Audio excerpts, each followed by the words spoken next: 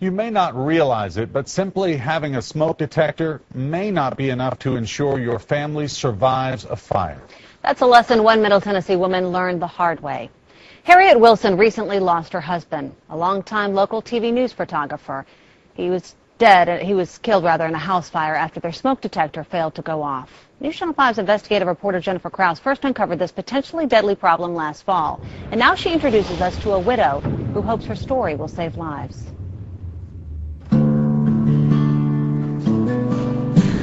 That was the man I fell in love with years ago.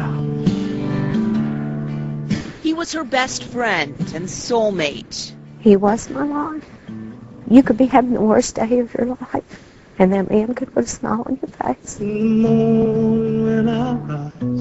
And he was also very special. We all loved John Wilson. We all respected John Wilson. To so many others. I just wanted to be here to honor John. Give me Jesus.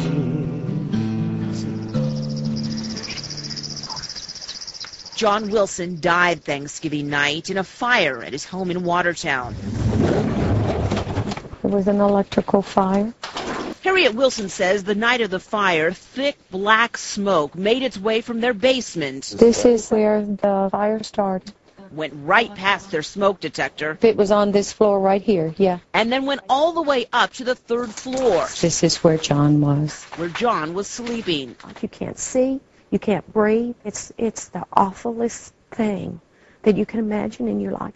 But it wasn't until the smoke was that thick, she says, that their alarm finally sounded. And by the time it went off, it was too late. It was way too late. It was way too late. Commercials you see say these will save your life. They detected the smoke before the fire.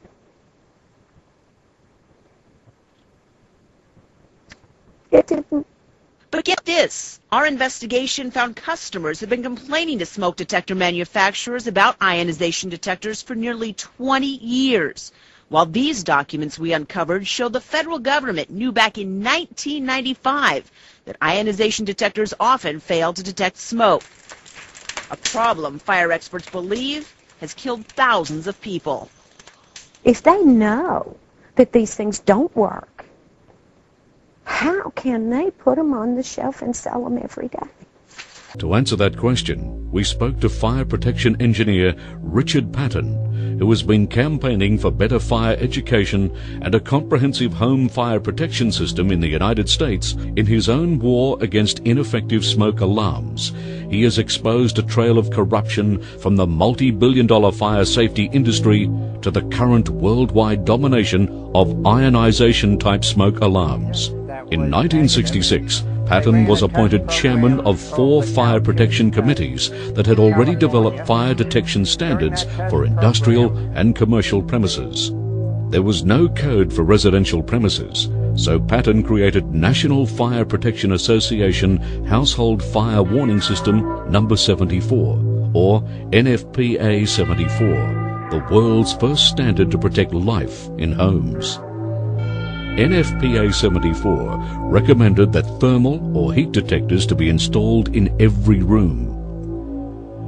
During the next 8 years, manufacturers of the new ionization smoke alarms used NFPA 74 to manipulate the facts in their favor. They recruited firemen to sell the new ionization-type smoke alarms, claiming that 75% of all home fires were smoldering fires, and that the ionization alarm was so sensitive it would activate even before smoke was visible.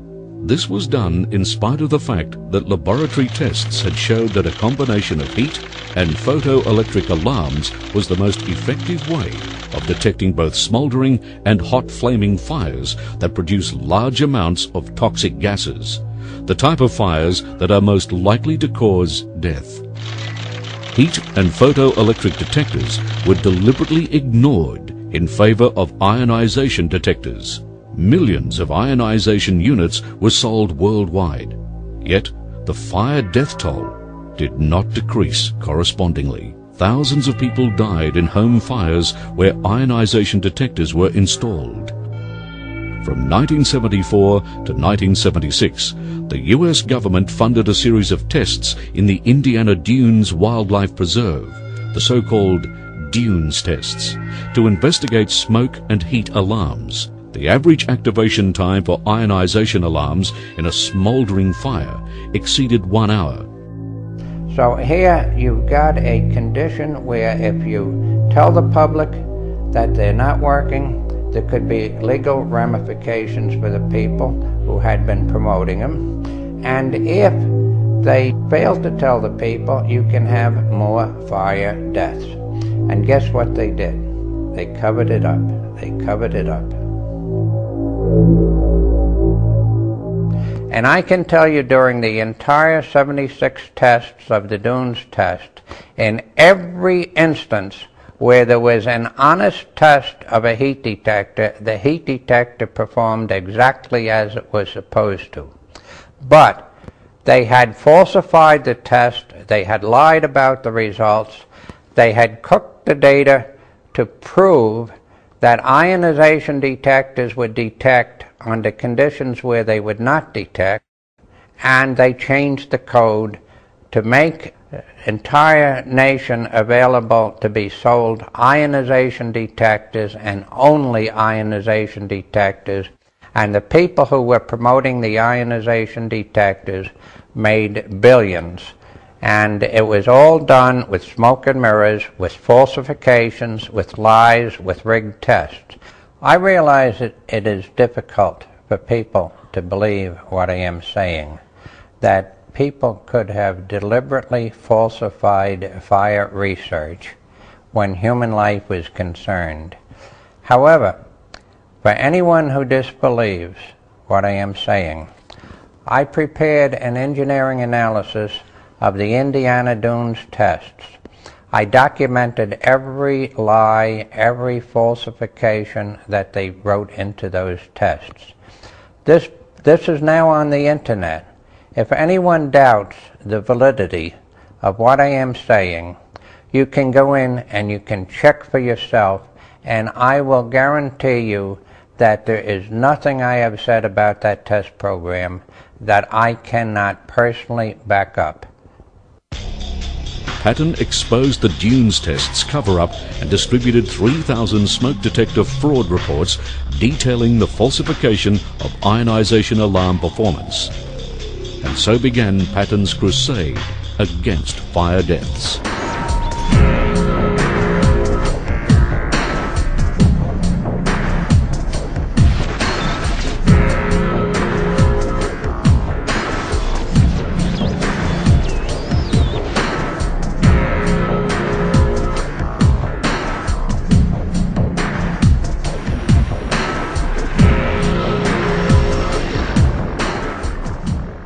So far we've been talking about ionisation smoke alarms. Now most of the houses in the street will have one, maybe two ionisation alarms installed. So how do you tell what type of alarm you have in your home? If you have a look at the alarm, you'll see it has this radiation symbol somewhere on the alarm. It might be on the inside. You may even have to take it down and have a look on the back of the alarm. If you just bought the alarm, the radiation symbol will probably be on the packet and on the alarm itself.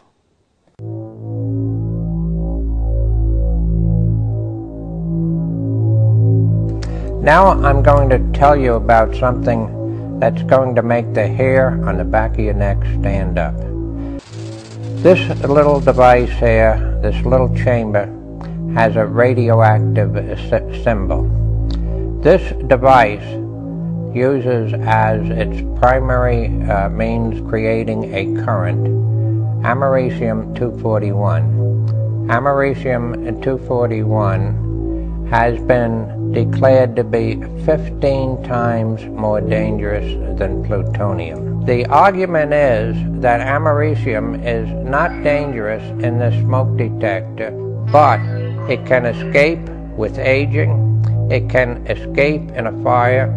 You put it into the garbage pail and some kid gets a hold of it and takes it apart to see what makes it work. Now, I raise this question. Since the detector is very defective, so mostly doesn't report the fire, at least not early. Since it contains radioactive material that is very dangerous, why use that type of detector? Of course, we know why it's sold. It's a moneymaker. They can make it cheap. The manufacturing cost of this device is about $1. The whole entire fire regulatory system got behind this thing, falsified tests, put out false information, promoted this device. If you have any doubt at all about the significance of this americium in the detector, go on the website, pull up the information by Rosalie Battelle, and see what she has to say about this material. Firemen and fire investigators, find out about your risk of exposure to americium during and after a fire.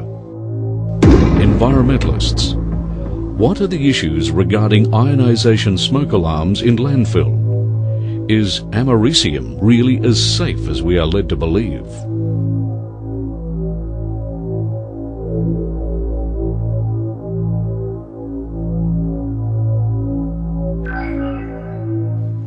Now, the last thing we're advocating is for you to take your ionisation alarms down and have no protection at all. Later in the film, we'll talk about the alternate to the ionisation alarm, but until you've got your new alarms installed, do not take the ionisation alarms out. What I like to do is let the people know that these things are not working. And then if they're going to have these things in their house, they're only going to lose their children or their grandchildren or anybody even staying over overnight or something like that, or visitors. So, you know, we've got to tell the public they've got to turn around and get a proper smoke detector that works. There's one issue that really makes my blood boil, and that's when people make statements like 1 or 2 smoke alarms are better than none at all. While this may sound reasonable, this kind of thinking totally lacks integrity and has resulted in thousands of fire deaths worldwide. Let me explain. A family is driving along in a car, mum and dad are in the front, the 3 children are in the back, and a policeman pulls the car over. He notices only one person has a seatbelt on.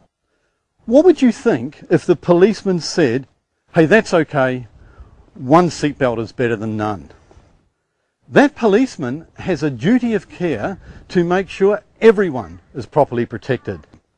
Now, given that most commercial buildings where people are sleeping have a high level of fire protection in all areas, and that the home has become so much more dangerous from fire, why compromise and put your family's lives at risk by just putting 1 or 2 smoke alarms in your home?